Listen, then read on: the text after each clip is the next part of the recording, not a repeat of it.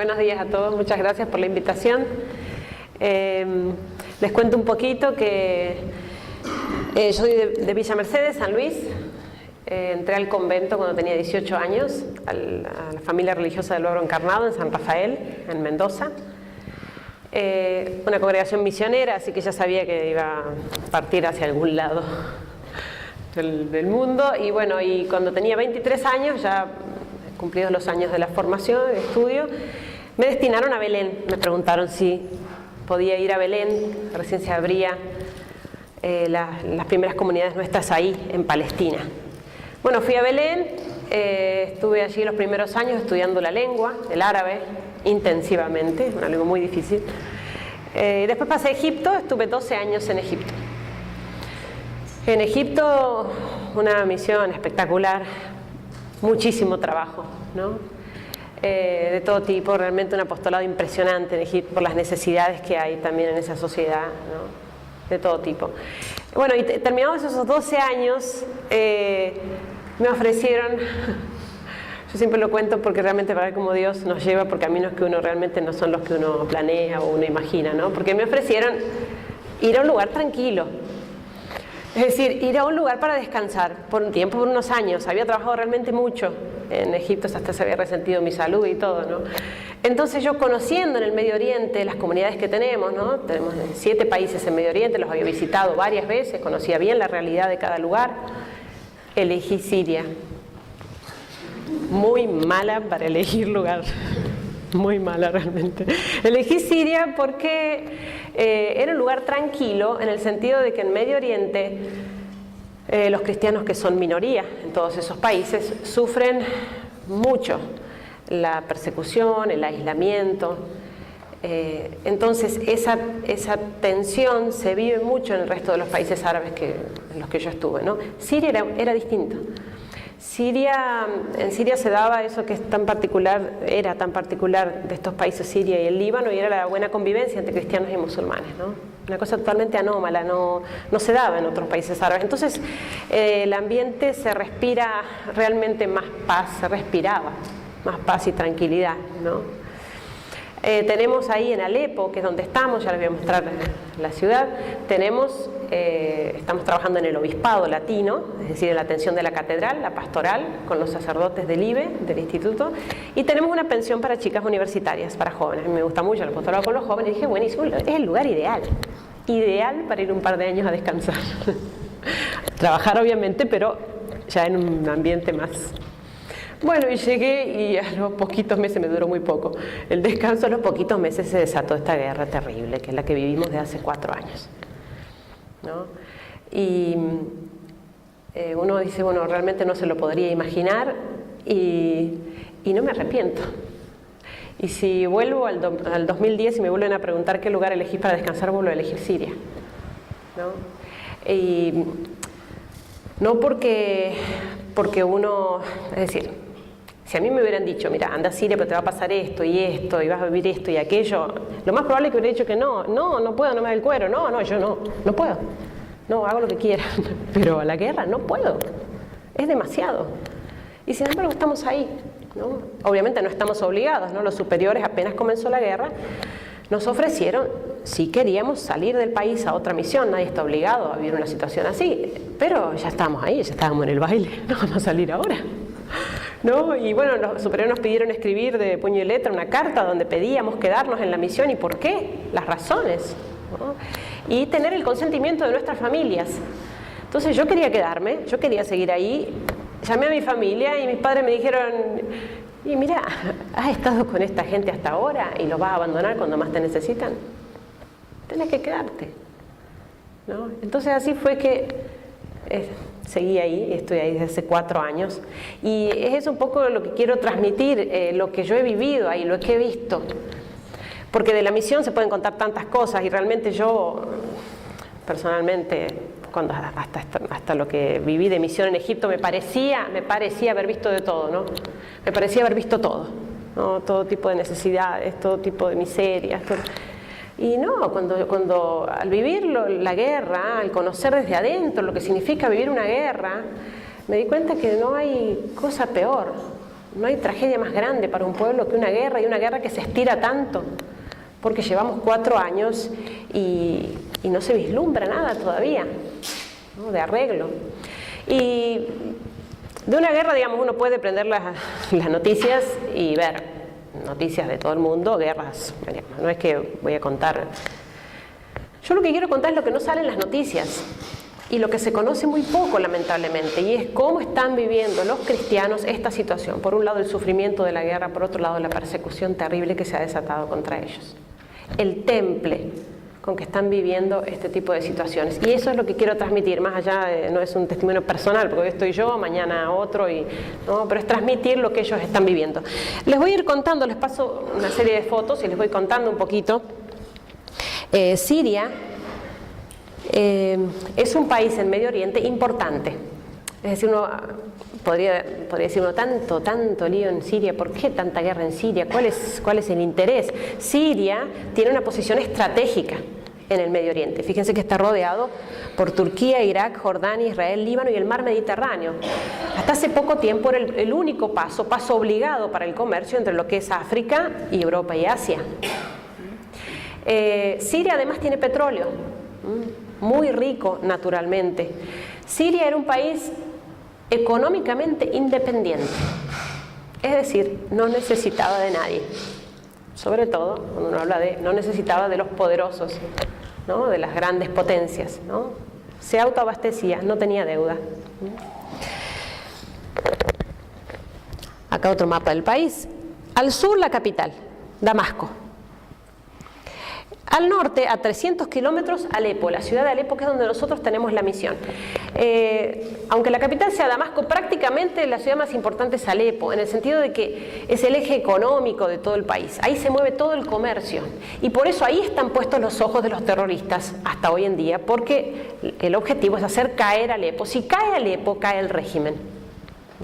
Y consiguen su objetivo, que es tomar el poder e imponer la ley islámica. El país está gobernado desde hace 50 años por la dinastía al-Assad. Bashar al-Assad, su padre anteriormente, Hafez al-Assad, ellos han gobernado el país pertenecientes a la tribu de los alawitas, una tribu minoritaria también en el Islam, pero una tribu que tiene la particularidad de ser moderada. Por eso este presidente, como su padre, no impusieron la ley islámica como ley civil, es decir, es gobierno laico. Eso también hace que Siria sea mal vista, haya sido mal vista por los países más fundamentalistas, por los gobiernos más extremistas, por los grupos terroristas, ¿no? Un poco para entender, digo que se conjugan varias cosas en este conflicto, ¿no? Por un lado hay intereses políticos y económicos de las grandes naciones, ¿no? Por otro lado están estos grupos terroristas externos a Siria que intentan hacer caer el poder, el régimen, para imponer la ley islámica. Y en definitiva tenemos a las grandes potencias utilizando a estos grupos, porque en definitiva cuando apoyan y financian a los grupos terroristas, ¿sí?, están buscando que caiga el poder para lograr una desestabilización económica también y política. 22 millones de habitantes tiene Siria.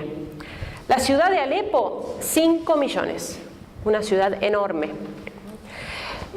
Los terroristas ingresaron al país desde el sur, desde un pueblo que se llama Deraa, aquí, Deraa. Fueron subiendo, ¿sí?, tomando pueblos, las afueras de Damasco, toda la periferia, Homs, Hama, acercándose a la ciudad de Alepo. La ciudad de Alepo, como digo, eje comercial del país, una sociedad de clase media alta, sociedad empresarial, gente que vivía muy bien. En general en Siria se vivía muy bien. En general no había pobres, no había gente sin trabajo. Por eso también, un poquito para entender que en el mundo árabe a veces pasa que desde Occidente se juzga al mundo árabe con mentalidad occidental, ¿no? Entonces uno lo primero que escucha de la gente es así, pobre gente, tantos años bajo la dictadura. Pobres, claro, necesitan la democracia. O sea, esta gente ha vivido años bajo la dictadura y ha vivido tranquilamente porque es otra mentalidad, es su cultura. Y sí, no había libertad de expresión, ciertamente, había represión, pero no necesitaban levantarse contra el gobierno, no necesitaban hablar mal del presidente porque tenían trabajo, había mucha seguridad, un país muy tranquilo, ¿no? Entonces, un poquito para entender cómo a veces cuando nos presentan los medios, presentan la situación, presentan como el pueblo sirio sale a las calles, ¿no? El pueblo sirio ya no aguanta más la presión de tantos años de dictadura. Y eso no es preciso, porque sí, es cierto que hay algunos grupos que han sido más rebeldes y que han sido utilizados ahora por los terroristas, ¿no? Para formar parte de la oposición, pero son grupos muy minoritarios, ¿no? Dicen un 2% de sirios en la oposición, que está militando ahora en la oposición contra el presidente. Bueno, como digo, una ciudad muy avanzada para lo que es el mundo árabe, muy occidentalizada, de muy buen pasar, incluso entre los cristianos, una vida quizás también muy mundana, ¿no? De mucha vida social, que de un día para el otro se convirtió en esto, de un día para el otro. Los terroristas se fueron acercando a la ciudad y tomando pueblos aledaños y los barrios de la periferia. Esto que ven aquí, la ciudad de Alepo, ya aquí, el barrio donde nosotros vivimos, Hay Shahba. Aquí en esta línea, esta franja que ven rosada, está marcado el asedio que hicieron los terroristas durante 1 año y medio, cuando sitiaron la ciudad completamente durante 1 año y medio. Nosotros en Alepo ya veíamos lo que venía pasando en el sur, lo que venía pasando en las afueras de Damasco, Homs, Hama, pero era como impensable que llegara todo eso a Alepo. Era impensable, no era una sociedad, una ciudad que uno diga, sí, esto en cualquier momento sale la gente a la calle porque no aguanta más. Para nada, o sea, la gente no se imaginaba que semejantes disturbios se iban a producir en Alepo. Sin embargo, ya, de un día para el otro empezamos ya a ver los aviones cada vez más cerca, a escuchar los cañonazos, los tanques, tiros, ya estaba la guerra en plena ciudad y nos agarró muy de sorpresa. No estábamos preparados ciertamente para una guerra, no estábamos preparados para un asedio de 1 año y medio y para una guerra que dura ya 4 años, ¿no? El asedio fue terrible, ellos cerraron, tomaron y bloquearon todas las rutas de acceso a la ciudad, de manera que nadie entraba y nadie salía de la ciudad, y nada entraba y nada salía. Es decir, imaginemos lo que significa para una ciudad de 5 millones de habitantes que no entró más el combustible. Entonces llegó un día en que se acabó el combustible para la calefacción, se acabó el combustible para los vehículos, dejamos de ver autos por la calle, se acabó el gas, se acabaron las garrafas de gas, no entraron más los camiones. Ellos tomaron las usinas eléctricas, los generadores de agua, entonces electricidad 1 hora al día o 2, como mucho, agua cada 8 días por la canilla. Y después todo lo que significan los alimentos que ingresan desde el campo, obviamente uno no se da cuenta, viviendo en una ciudad tan grande uno no se pone a pensar cuando va a la verdulería de dónde vendrá, pero la verdura, la fruta, la carne, los huevos, todo eso, el alimento perecedero viene del campo, viene fresco, de afuera de la ciudad. Bueno, se acabó. Y estuvimos 1 año y medio viviendo, abasteciéndonos de lo que quedaba, que eran, bueno, arroz, fideos, enlatados, ¿no? La ciudad cambió de aspecto inmediatamente porque una ciudad muy pintoresca, con tantas arboledas, los árboles pelados, la gente se desesperaba por cortar ramas para cocinar, ¿no? Gente que vivía muy bien, digo clase media alta, clase empresarial, cortando ramas de la vereda para cocinar algo al fuego. Y sumado a esto, a toda esta cadena de desastres, ¿no? Del asedio, los ataques, porque ellos tomaron toda la periferia, que es toda la parte empresarial, digamos, donde están las empresas, donde están las industrias, ¿no? Quemaron, saquearon todo, o sea, las fuentes de trabajo de esas personas que vivían en la ciudad, y comenzaron los ataques hacia el centro de la ciudad. Que esa es también, al menos para mí, fue una cosa nueva, en el sentido de que cuando uno se imagina, yo al menos me imaginaba una guerra, uno se imagina una guerra, bueno, campo abierto, un ejército contra el otro, y bueno, y luchando. Esto es los terroristas contra el pueblo, contra los civiles, ¿no? Ya vamos a ver fotos, iglesias, hospitales, niños, no importa, sobre todo cristianos, ¿no? Buscando terminar con los barrios cristianos. Entonces, el bombardeo es permanente, desde afuera de la ciudad hacia adentro. Ellos han tomado algunos barrios, incluso algunos barrios importantes como este, que está muy cerca nuestro, que se llama Sheikh Ma'sud. Sheikh Ma'sud es un barrio importante, barrio cristiano. Es importante porque es el más alto de la ciudad. Es decir, tomando eso, ahora ellos tienen visión de toda la ciudad. Ahí están apostados, por ejemplo, los francotiradores. Entonces ellos van tomando los diversos barrios. Miren una foto del antes y del después, una zona de Alepo. Tomando los barrios, en el mejor de los casos avisan, en el mejor de los casos, por ejemplo, en ese barrio que digo, Sheikh Ma'sud, el más alto, que es el barrio cristiano, entraron a las 3 de la mañana de un Viernes Santo y avisaron por la mezquita, por el minarete de la mezquita, avisaron, no hemos tomado el barrio, tienen 2 horas para dejarlo. Y la gente salió como pudo con lo puesto, cargando sus niños, cargando sus ancianos, sus enfermos. Porque eso también hay que pensar, cuando ellos van arrasando en los pueblos, ¿no? Y van asesinando cristianos, obviamente ofreciéndoles primero apostatar, obviamente, los salvan, no los asesinan en el caso de que apostaten, ¿no? Y pasen a ser musulmanes. La gente no lo hace, los cristianos no lo hacen. Entonces, cuando ellos van ingresando en los distintos barrios, uno puede pensar en un barrio como este, ¿cuántos enfermos habrá? Que uno ni sabe, a lo mejor en un 3er piso, un 4.º piso, que ya no van a poder moverse porque están postrados, ¿no? No pueden salir. Y bueno, hay gente que no puede salir corriendo como hay que salir en estos casos, ¿no? Mucha gente que no lo puede hacer y espera la muerte, serenamente espera la muerte, ¿no? Con una fuerza y un temple increíble, ¿no? Obviamente cuando toman el barrio, cuando los terroristas toman el barrio, el ejército bombardea y así van quedando los barrios, ¿no? Totalmente destruidos. La gente, toda esta gente tiene que escapar hacia donde pueda. En Siria, como dije, 22 millones de habitantes, 11 millones y medio de refugiados. Es decir, más de la mitad del país desplazados, sin casa.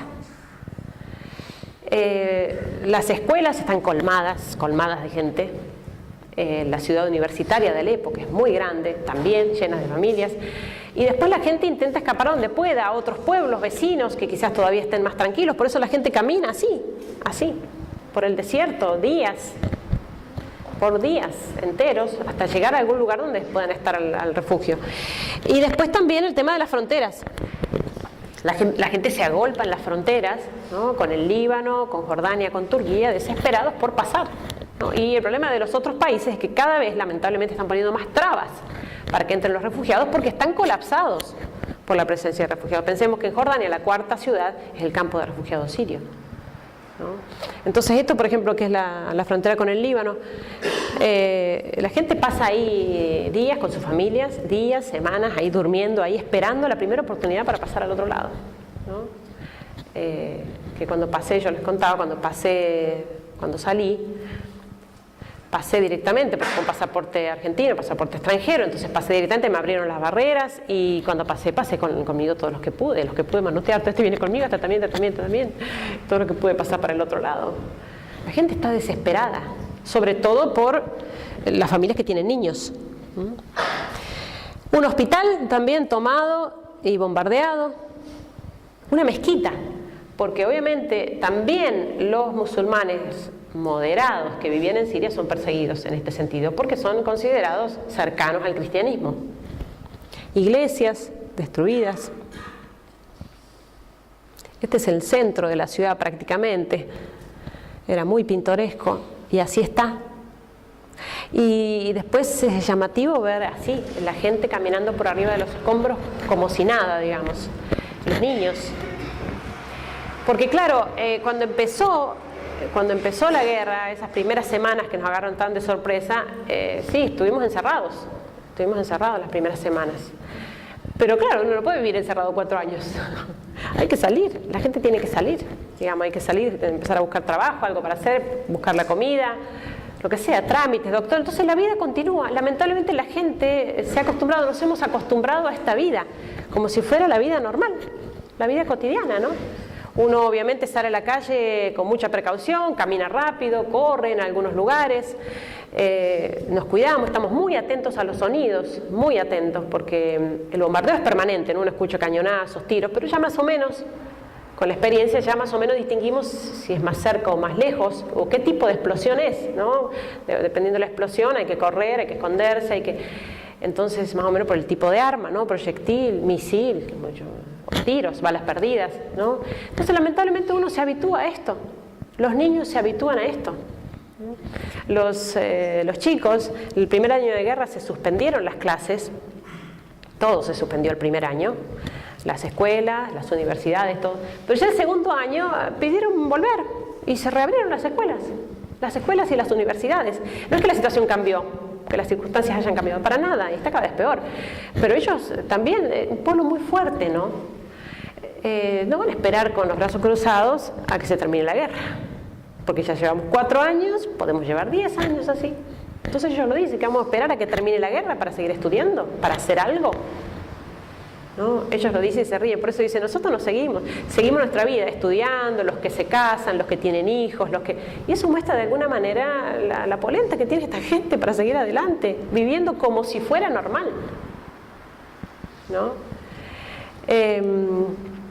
Entonces, bueno, como digo, los niños volvieron a la escuela y fue realmente un acontecimiento ese año, ¿no? Felices estaban. Nosotros tenemos pensión para chicas universitarias. Volvieron las universitarias que se habían ido y retomaron las clases. Y uno los veía con una alegría. Los chicos, vino una chica de unos 14 años, de la parroquia del grupo, y dice, hermano, hoy empezamos las clases, estamos felices porque hoy fue nuestro primer día de clases. Dice, está difícil, no la escuchamos a la profesora. De a ratos no la escuchamos a la profesora por el ruido del bombardeo afuera en la calle, pero empezamos las clases. ¿Sabes? Cuando me dijo eso yo digo, por Dios, ¿no? Se lo digo mucho a los chicos, ¿no? Al colegio que voy les cuento esta anécdota. Digo, ¿cuántas veces nosotros? Digo por mí misma, yo fui estudiante, ¿no? ¿Cuántas veces uno no escucha al profesor? ¿Cuántas veces? Y no es por el ruido del bombardeo, ciertamente, ¿no? Se pierde el tiempo, no se valora, no se entiende, no se llega a considerar lo que significa. Por ejemplo, yo le decía a los chicos, si ustedes le dicen que mañana es feriado, están todos felices de que no hay clase, un día no hay clase. Allá los chicos lloran cuando no pueden llegar hasta la escuela. Y vienen a la parroquia tristes, no, hermano, hoy no pudimos llegar hasta la escuela. Niños chiquitos, 6, 7 años, ¿no? Primer grado, la otra vez me decía, sí, hoy no pudimos llegar hasta la escuela, porque claro, los combates eran todos ahí muy cerca de la escuela, el chofer intentó por un lado, por el otro, pero no, nos tuvimos que volver. Triste, porque no pudo llegar hasta la escuela, 6 años. Y después viene y te cuenta él mismo, y dice, hoy el chofer, porque aparte es el héroe, ¿no?, de la película, porque el chofer tiene que maniobrar y esquivar, y eso es una responsabilidad muy grande para él. Entonces el chofer hoy se mandó una, dobló y rapidísimo y todo, y entró una bala por la ventana, rompió el vidrio, pero no mató a nadie. Un niño de 6 años que te cuente eso, 6 años, ¿no? Niños que en lugar de juntar figuritas, que es lo que hacen todos los niños del mundo en todas las épocas de la historia, ellos juntan balas y se intercambian las balas, vienen con su cajita de balas, entonces se intercambian. Vos tenés esta, la de ellas se las conocen las armas, entonces esta la más chiquita, la más grande, la de... Porque es de lo más común, uno sale donde sea, encuentra balas. Es de lo más común que uno va caminando por la calle y caiga una bala cerca, una bala perdida, que uno la agarra del suelo caliente, ¿no? Ese es el ambiente en el que viven los niños, ¿no? Niños que quizás para dormir les tienen que dar pastillas para dormir, porque uno se acostumbra, obviamente hay que dormir, y uno duerme, uno no puede estar 4 años sin dormir. Uno termina durmiendo, duerme, ¿no? Con bombardeo y todo, de noche es muy intenso el bombardeo, pero uno duerme, uno se acostumbra y ya.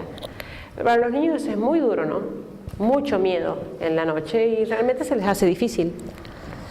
Juntando agua, ¿no? Cuando llega el agua cada 8 días, más o menos, 10 días. O, por ejemplo, ahora, últimamente, ¿qué pasó? Cuando ya se levantó el asedio, en el sentido de que el ejército liberó algunas rutas, es como que la gente se las fue ingeniando para sobrevivir, digamos, y bueno, por ahí ingresan los camiones de verdura, que por supuesto no es que alcancen a abastecer a toda la ciudad, pero bueno, el gas que va llegando de a poco, que no hace apenas unas cuadras se acabaron todas las garrafas del camión, pero bueno, de a poco, por ejemplo, las mezquitas han hecho pozos de agua, las iglesias han hecho pozos, ¿no?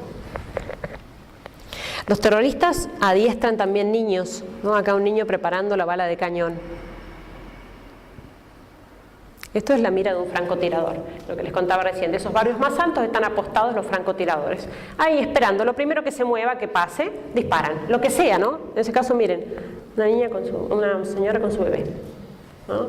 La gente ya sabe dónde están, o sea, ya sabe dónde tiran.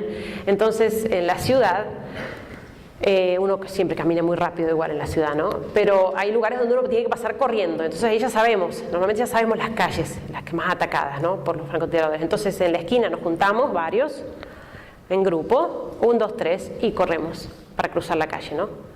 En grupo para ayudarnos también, porque en el caso de que alguno le den, el resto lo puede tirar, ¿no? Y ayudar.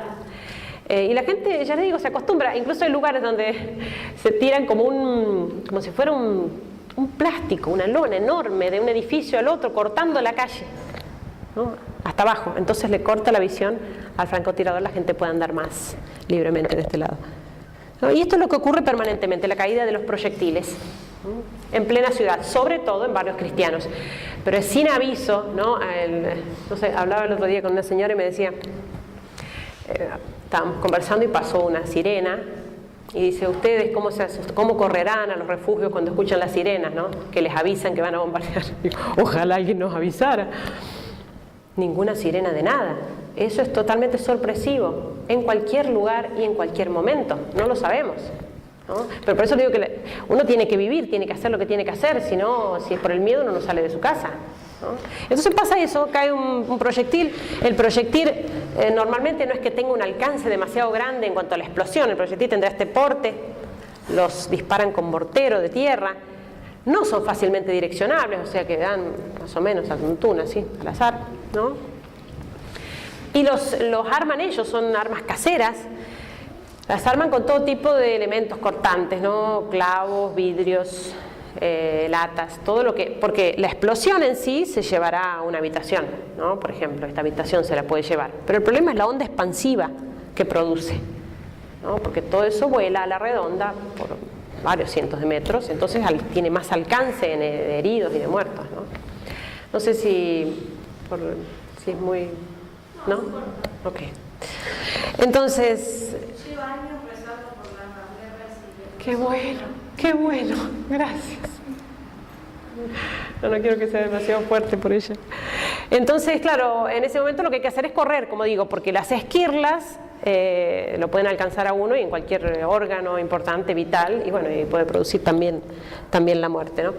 Esta foto está sacada desde la terraza de nuestra casa.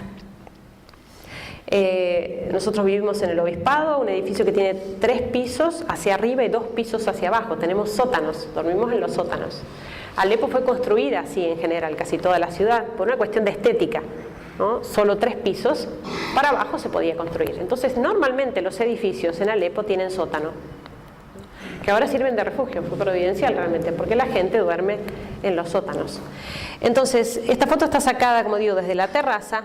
Esto que se ve acá es la ciudad universitaria.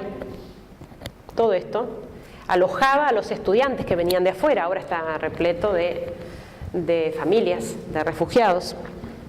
La foto yo tendría, o sea, no tengo una foto anterior, para mí es muy fuerte porque el cambio es terrible. Todo esto era una hermosa arboleda, todo esto negocios, carpas de refugiados. El problema es que aquí cayó un misil que destruyó todo a la redonda, todo. Un misil apenas a 50 metros del obispado, de la catedral. No ya de la magnitud del proyectil, ¿no? El misil, tierra a tierra, provoca un daño enorme, ¿no? Se puede llevar varios edificios. Provocó esta explosión 460 muertos. Fue la explosión de un misil primero, a los 5 minutos otros 2, que es un poco también la táctica, ¿no? Cae la primera explosión, la gente lo que hace es salir a ayudar a los heridos, y entonces ahí cae la segunda, ¿no? Para tener mayor alcance. Bueno, y les cuento cómo fue, porque es también impresionante cómo Dios nos cuida. Esto fue a la 1 del mediodía. Fíjense acá la calle, parece calle de tierra, ¿no? No, lo que pasa es que ya están los camiones que han limpiado, el asfalto, todo, porque eso también ocurre, claro, como las explosiones son tan permanentes, tan seguidas, inmediatamente salen los camiones de la municipalidad, limpian, barren, echan agua, juntan así nomás, juntan lo que haya, bolsita de nylon, a la morgue, todo junto. Y ya está, y ya están transitando de los coches otra vez después de unas horas. Bueno, era cerca de la 1 cuando estábamos en el coro de la catedral, en la parte alta, ensayando los cantos para la misa de la tarde. Y hacía mucho frío, dijimos no se puede seguir, cortemos acá, seguimos a la tarde.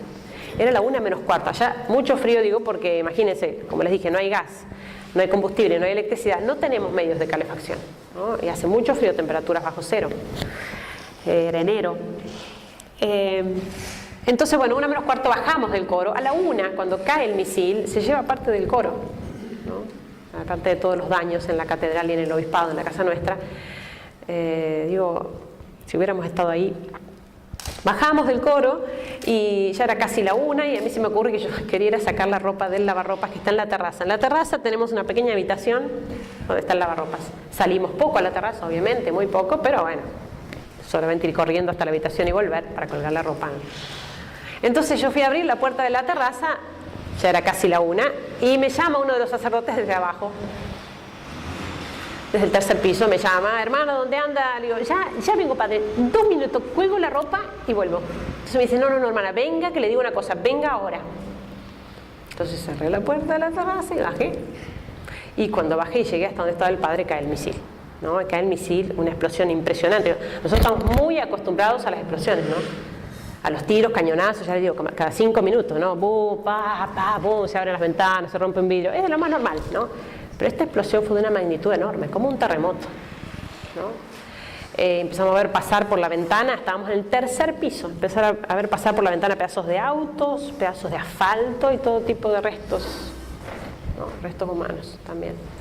Entonces, claro, bueno, los padres salen inmediatamente a la calle, nosotros, la gente empezó a entrar con heridos, ¿no? Una confusión, un caos total en la iglesia, que se había dañado mucho, en el obispado, y nosotros buscando a las estudiantes, a nuestras chicas. Faltaba una, y en eso en la iglesia, en medio del caos, la veo sentadita en un banco. Estaba sentadita toda despeinada, blanca de polvo. Entonces digo, viene de afuera, de la explosión. Se llama Hedra, ya lo van a ver en la foto.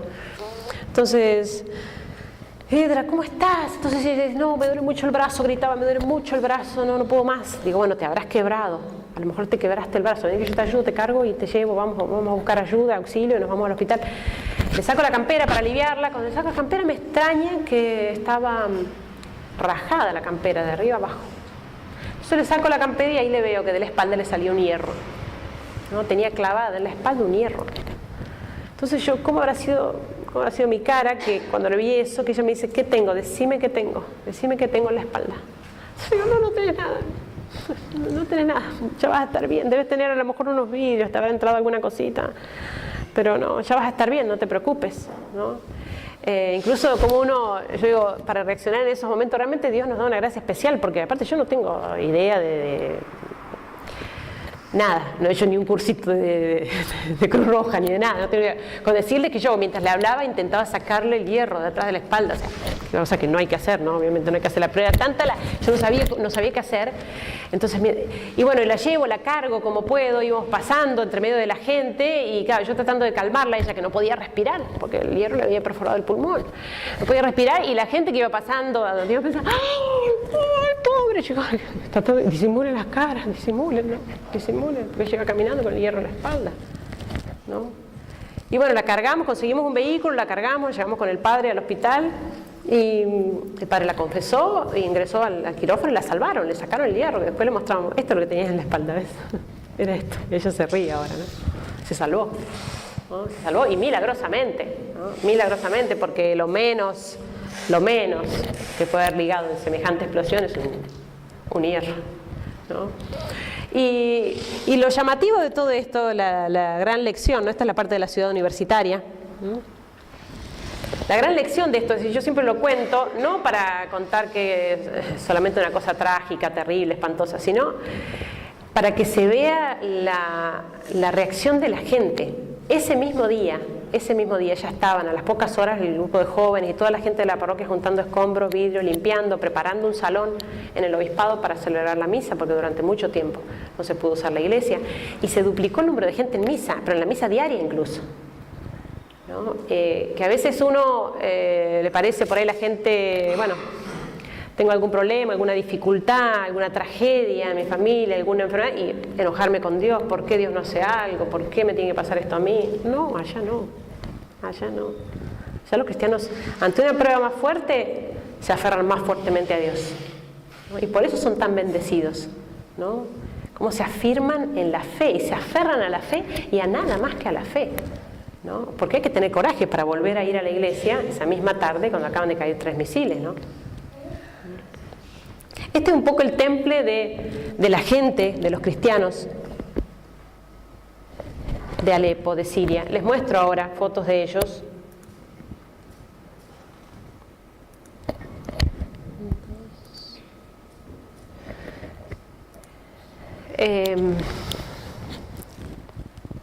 Ahí están.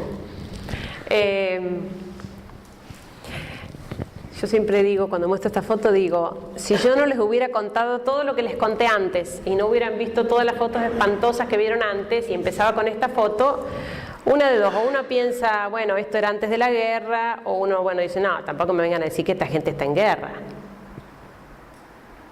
Miren esas caras, miren esas sonrisas. ¿Cómo puede sonreír una persona que está viviendo todo eso que les mostré? Porque si uno se espanta y se conmueve viendo fotos, solamente viendo fotos, imagínense lo que es vivirlo. Y vivirlo no un ratito de una media hora, una hora que uno escucha una charla, sino vivirlo durante 4 años. Entonces, ¿cómo se puede vivir esto durante 4 años y estar así? ¿Y sonreír así? Siempre les digo a los chicos acá, a los chicos de las escuelas, las sonrisas, estas sonrisas que se ven allá, que no son sonrisas plásticas de Facebook, les digo, no son sonrisas de Facebook, son reales, cuesta encontrarlas acá a veces, cuesta encontrarlas. Y son chicos que han perdido todo, han perdido todo. No es lo mismo, yo siempre digo, no es lo mismo que una familia pobre, que siempre vivió pobre, el padre fue pobre, el abuelo fue pobre, vivieron siempre en un lugar pobre, y bueno, y medio ya tienen el ejercicio de vivir la vida pobre, por así decir, ¿no? Uno ya se acostumbra. Esta gente lo tenía todo. Estos chicos lo tenían todo, ¿no? De muy buen pasar, chicos ricos, ¿no? De una vida social muy fuerte, ¿no? El prestigio, el honor que es tan importante allá en el mundo árabe, ¿no? Y vienen a perderlo todo y sonríen así. Y yo los cargo a ellos porque les digo, ahora sonríen más que antes ustedes, porque eso para mí es muy interesante, haberlos conocido antes de la guerra, ¿no? Ahora sonríen más que antes. Y ellos dicen, lo que pasa es que la guerra nos ha quitado todo, pero nos ha hecho descubrir lo único importante. Lo único importante. Y es que Dios es lo único que nos queda, Dios, y tenemos un alma para salvar. Es lo único importante. Y por eso ya estos chicos, que a mí me da risa, realmente me da risa, estos chicos que estaban tan preocupados por tener el pantalón de última moda y estar sentados en la mejor cafetería del no sé qué, todo era... Ahora andan con lo que puedan, llevan 8 o 10 días sin bañarse, pobrecito, la chica con los pelos duros, así uno dice, ay, quién te viera, ¿no? Porque estaba en la peluquería cada 2 o 3 días. Y sí, y no les importa, y se matan de risa. Se matan de risa y disfrutan. Disfrutan de una manera que no logramos disfrutar nosotros acá, por ejemplo en Occidente, con las cosas que tenemos, ¿no? Ellos allá, como digo, tenemos luz 1 o 2 horas por día, pero a veces pasan varios días sin electricidad, o semanas sin electricidad. Cuando llega la luz, en el momento que llega sorpresivamente, nadie avisa, ¿no? Por eso es una hermosa sorpresa. Cuando llega la luz, se escucha la ovación. Ustedes imagínense una ciudad de 5 millones de habitantes que ha estado a oscuras durante 1 semana o 2. Lo que significa, ¿no? En invierno el frío se hace tenebroso, el frío, por la falta de electricidad, ¿no? El calor en verano, ¿no? En verano tenemos 47, 50 grados de calor, 2 semanas sin electricidad, lo cual significa que aunque llegue el agua y uno se guarde el agua está caliente. Siempre está caliente, la heladera es parte de la alacena, si uno no la puede usar, ¿no? Y bueno, cuando llega la luz, por ejemplo, se escucha la ovación de toda la ciudad. Se escucha, es impresionante. Uno se acerca a las ventanas para darse el gusto de escuchar eso. Toda la ciudad. Porque llegó la luz por 2 horas. Por 2 horas. Claro, yo lo pienso, ¿no? Yo digo, no, a mí nunca se me hubiera ocurrido, nunca. Tengo 42 años. Nunca en estos años se me hubiera ocurrido, no sé, venir y prender el ventilador y decir, gracias Señor, tengo electricidad. O, por ejemplo, ducharse, una cosa tan básica como ducharse. Después de ducharse, yo decir, gracias Señor, me pude duchar. No le iba a decir, ni lo iba a pensar. Pero allá sí, allá lo festejan. Lo festejan cuando a alguno le llegó el agua, le tocó el agua en el barrio, que ya le llegó a ese barrio, y llega a la parroquia, llega con la novedad, el acontecimiento, todo arregladito, peinadito. ¡Ay, me bañé! ¡Felicitaciones! Todos lo felicitan, todos nos alegramos con él. Porque se pudo bañar. ¿No? Y los otros, ay, ojalá que nos toque a nosotros mañana. Si tu barrio ya les tocó, capaz que a nosotros nos llegue mañana. Y es un festejo porque uno se puede bañar. ¿No? Y así con todas las cosas. O sea, abrir la canilla y tomarse un vaso de agua, o tomarse un vaso de agua fresca, es un regalo de Dios. Y uno ni se le va a ocurrir tomarse la mitad del agua y tirarla el resto en el... No, uno guarda la otra mitad para la tarde. ¿No? Entonces todas esas cosas les han hecho a ellos, ha provocado que ellos valoren mucho más lo que tienen. Lo valoran, lo aprovechan y lo disfrutan de una manera que no puede disfrutar el mejor millonario de Occidente.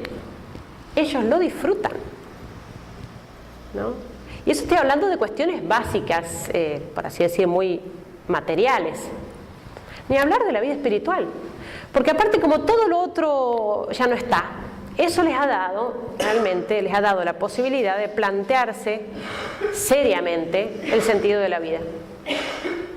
Porque todos sabemos que la vida pasa, eso lo sabemos todos. Todos sabemos que nos vamos a morir, eso lo sabemos todos. Todos sabemos que no me voy a llevar nada. Pero después en la práctica de cada día vivimos como si no nos fuéramos a morir nunca. Y juntamos y amontonamos como si nos fuéramos a llevar todo. Uno se olvida y ellos dicen, nosotros, el problema nuestro, me decía un viejito, la otra vez, un viejito de 87 años, me decía, el problema nuestro es que como cristianos estábamos muy entretenidos en el mundo, necesitábamos esta purificación. ¿No? Entonces, claro, la vida así... Cuando uno tiene este contacto con la muerte permanente, ¿no? Estamos con este grupo de gente y mañana este y este no están porque murieron y uno sí se va a dormir a la noche y dice a lo mejor mañana no me levanto, o sea, el bombardeo es muy intenso a la noche. Uno lo piensa todas las noches, a lo mejor mañana no me levanto. Es decir, uno piensa en la muerte con más frecuencia. Y eso no provoca un sentimiento negativo de miedo, desesperación, al contrario, hace reaccionar, sacude el alma, porque realmente a veces nos pasa que pasamos días y meses y años de nuestra vida muy preocupados por las cosas que en realidad son secundarias y despreocupados de lo más importante, ¿no? Entonces ellos lo dicen, hay que vivir el día como si fuera el último día. Este puede ser mi último día. ¿Cómo quiero vivirlo?